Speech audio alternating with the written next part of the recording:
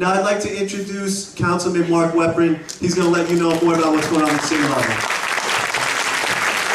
Thank you, Ed. So, ladies and gentlemen, I'm Mark WEPRIN. I'm the city councilman in the next district over. And before that was in the state legislature for about 15 years. I just spent a lot of time here. Actually, my son plays basketball in the DAC League. We're in this next building over all the time. So I eat bagels down the block a lot. But anyway, the reason I'm here is that this is an issue that not only affects this part of this area, but throughout our area of Queens, and this is a big issue for me too. Some of my co-ops are here tonight, and Dan was talking his history. Actually our history goes back to co-ops as well. And my father was a World War II veteran, and my mother and father moved to Queens to a co-op that was a veteran, World War II veteran co-op back in 1950. Moved here when it was a brand new advertised co-op, as so many of the co-ops in this area are. They were built by World War II veterans. I mean, they were there for World War II veterans. Many of those World War II veterans still live there today. And this has been a very important fight for us, and I want to compliment the other elected officials who are here, who have been working so tirelessly and done a good job, as well as the co-op presidents and board members who've been going around the county, and the attorneys, Hankin and Maisel, who have been everywhere as well. This is a united effort, and it's a little frustrating seeing this many people here. I think it's very impressive on one hand, but a little sad to me in another that this many people are being hurt by this, and this many people are affected by this issue. The city council, one of the problems is the authority to tax comes from the state. And the assessor that's assigned to for each jurisdiction throughout the state is an assessor assigned to do the tax evaluations. And in New York City, that has been the New York City Finance Commissioner, Mr. Frankel.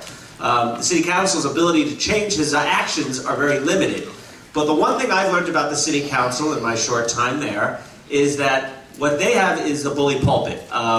Any one of you who remembers watching TV after the snowstorm, you'd see 6 or 7 council members on the TV every day. Somehow, because the press is down there at City Hall, they pay a lot more attention to what goes on in New York City than goes on in Albany, for better or for worse. And they're always onto it. So if someone tries to ban toys and Happy Meals, it becomes a front page story. Next year we're going to ban prizes in Cracker Jacks, by the way. Just kidding. Just kidding. My point is that what we can do and what we're going to be doing on right now it's scheduled for May 2nd. We don't have all the details yet. I just got the speaker. The Co-op and Condo Caucus that met the other day. We're trying to figure out strategies during our frustration. What can we do to call attention to this issue even more? What can we do to let people come and tell their stories and let people know these are real people. Many who are World War II veterans who are living on a fixed income. So you're telling them their market values went up 150%, 100%? It's outrageous. And what the commissioner has said, and if he was here tonight, he'd say, well, all this time they've been undervalued. Well, if that's the case, and I don't even believe that to be true, but if that's the case, he was the one who was undervaluing it in the first place. And even if it was true, his job is to do a fair taxation system. And you can't drop a new tax increase on people's heads. It's like an anvil. And it has to be done in a manageable manner. And what Councilman Halloran discussed is the fact that, after that Hellerstein decision that was discussed, they capped single-family homes at 6% a year. Co-ops, unfortunately, are capped. It could go up as much as 20% a year for 5 years, and up to 100% there in that environment alone.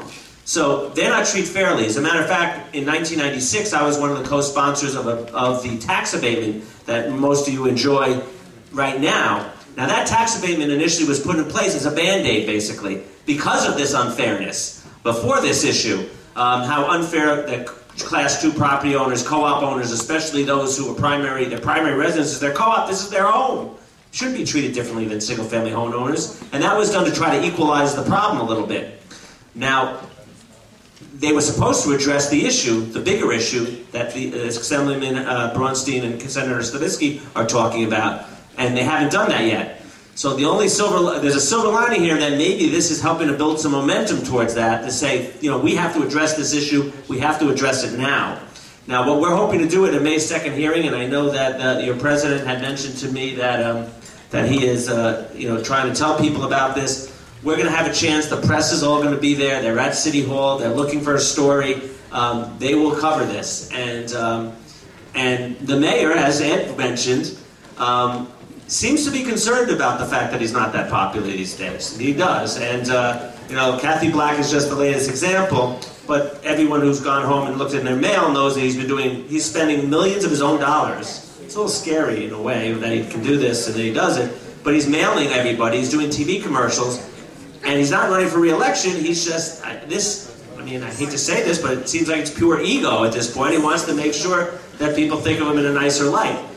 I've had meetings with his deputy mayors, two of his deputy mayors, say, look, this is a good issue that we're not looking to take. We don't care who gets the credit. We want to solve the problem. I got people who are suffering. I got people who are upset because they're getting hit twice. They're getting hit because their co-op taxes are going up, and they're getting hit because the value of their co-op goes down because their taxes are going up. It's not fair. And at a hearing, on a budget hearing, I said to the room, I said, Commissioner, there's not a single person in this room who doesn't agree with me. The only thing they're thinking is that they're glad it's not them. That's the only thing that's different here. And even the people on his staff were nodding their heads a little bit, saying, he's right, this isn't fair. And his job is to put down a fair tax system. So we're going to work hard on this issue.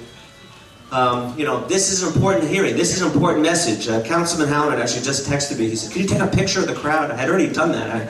Dad, I don't know how many of you are on Facebook or on computers.